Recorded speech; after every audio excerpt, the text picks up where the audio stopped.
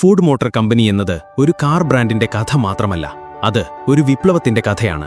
ഒരാൾ തന്റെ കാഴ്ചപ്പാടിലൂടെ ലോകം മുഴുവൻ ഗതാഗതത്തിൽ കൊണ്ടുവന്ന കഥ.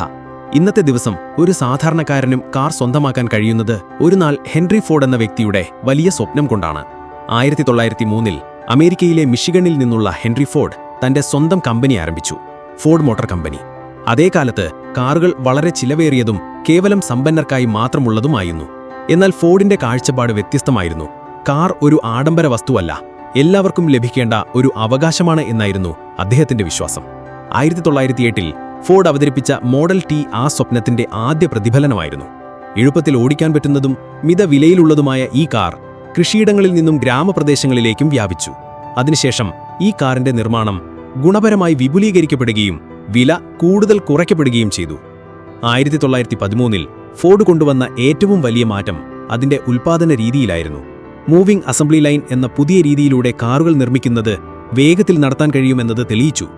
മുൻപൊരുങ്ങാൻ 12 മണിക്കൂർ എടുത്തിരുന്ന കാറുകൾ 90 മിനിറ്റിൽ തയ്യാറാകാൻ തുടങ്ങി. ഇതോടെ വില കുറഞ്ഞു, കൂടുതൽ പേർക്കത് കൈവശമാക്കാൻ സാധിച്ചു. ഫോർഡ് തന്റെ തൊഴിലാളികൾക്ക് ഉത്കൃഷ്ടമായ ശമ്പളം നൽകുകയും ദിവസവേതനം ഇരട്ടിയാക്കുകയും ചെയ്തു. ഈ $5 വർക്ക് ഡേ എന്നത് ലോകമാകെയുള്ള തൊഴിലാളി ജീവിതത്തിൽ തന്നെ വലിയ മാറ്റം സൃഷ്ടിച്ചു. അതോടെ തൊഴിലാളികൾ തന്നെ നിർമ്മിക്കുന്ന കാറുകൾ സ്വന്തമാക്കാൻ തുടങ്ങുകയും ഉപഭോഗാത്മക സമ്പദ്വ്യവസ്ഥ കൂടുതൽ ശക്തമാവുകയും ചെയ്തു. 1920കളോടെ ഫോർഡ് മോട്ടോർ കമ്പനി ലോകത്തിലെ ഏറ്റവും വലിയ വാഹന നിർമ്മാതാവായി മാറി. എന്നാൽ ഓരോ ഉയർന്നതിനും അതിന്റെ ഭാഗമായി ഉണ്ടാകുന്ന വെല്ലുവിളികളും ഉണ്ടായിരുന്നു.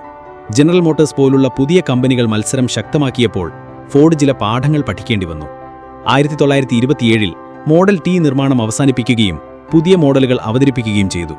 Model A, F series pickup trucks, Ford Mustang, ഈ വാഹനങ്ങൾ ഓരോന്നും ഓരോ തലമുറയെ സ്വാധീനിച്ചവയാണ്. പ്രത്യേകിച്ച് 1964 പുറത്തിറങ്ങിയ ഫോർഡ് മുസ്റ്റാങ് യുവജനങ്ങൾക്കിടയിൽ വലിയ ഏറ്റെടുക്കൽ നേടിയതും ആധുനിക കാർ കൾച്ചറിന്റെ പ്രതീകവുമായതാണ്. രണ്ടാം ലോക മഹായുദ്ധത്തിൽ ഫോർഡ് യുദ്ധോപകരണങ്ങൾ നിർമ്മിക്കാൻ തന്റെ ഫാക്ടറികൾ മാറ്റി പ്രവർത്തിപ്പിച്ചു. വില്ലോറൺ പ്ലാന്റിൽ ഓരോ മണിക്കൂറിലും ബോംബർ വിമാനങ്ങൾ തയ്യാറാക്കുന്നത് എന്നത് ഒരു അതുല്യമായൊരു കാഴ്ചയായിരുന്നു. 21ാം നൂറ്റാണ്ടിന്റെ തുടക്കത്തിൽ തന്നെ പുതിയ വെല്ലുവിളികൾ ഫോർഡിന് നേരിടേണ്ടി വന്നു. 2008 സാമ്പത്തിക പ്രതിസന്ധിക്ക് സമയത്ത് മറ്റു പ്രധാന കമ്പനിയോടല്ലാതെ സ്വയം നിലനിൽക്കാൻ ഫോർഡിന് സാധിച്ചു. അതേസമയം കമ്പനിയുടെ പുനഃസംഘടനാ ശ്രമങ്ങളും ബോൾഡ് ലീഡർഷിപ്പും അതിന് സഹായകമായി. ഇന്നത്തെ ഫോർഡ് വീണ്ടും ഒരു വിപ്ലവത്തിന്റെ വാതിലുകളിലാണ്. മുസ്റ്റാങ് മാച്ചി, F-150 ലൈറ്റ്നിംഗ്, എക്സ്പ്ലോറർ EV എന്നീ ഇലക്ട്രിക് വാഹനങ്ങളിലൂടെ കമ്പനി ഭാവിയെ ലക്ഷ്യം വെച്ചാണ് മുന്നോട്ടു പോകുന്നത്. മാത്രമല്ല, സ്വയം ഓടുന്ന വാഹനങ്ങൾ, കണക്റ്റഡ് കാർ ടെക്നോളജി, ഹൈബ്രിഡ് എഞ്ചിനുകൾ എന്നിവയിലൂടെ ഫോർഡ് വീണ്ടും ഒരു ടേൺ ടേബിളിൽ എത്തി നിൽക്കുകയാണ്. ഫോർഡിന്റെ യാത്ര യന്ത്രങ്ങളുടെ കഥയല്ല, അതൊരു മനുഷ്യന്റെ സ്വപ്നത്തിന്റെ കഥയാണ്. അതൊരു വ്യാവസായിക വിപ്ലവത്തിന്റെ കഥയും അതിലുപരി മനുഷ്യരുടെ ജീവിതത്തിലെ മാറ്റത്തിന്റെ കഥയുമാണ്. ഇന്ന് റോഡിൽ ഫോർഡിന്റെ ലോഗോയുള്ള കാറുകൾ കണ്ടാൽ അത് വെറുമൊരു കമ്പനിയല്ല, അത് മുന്നോട്ടുള്ള യാത്രയുടെ ഒരു ചിഹ്നമാണ്. ഹെൻറി ഫോർഡ് തന്റെ കാലത്ത് പറഞ്ഞതുപോലെ.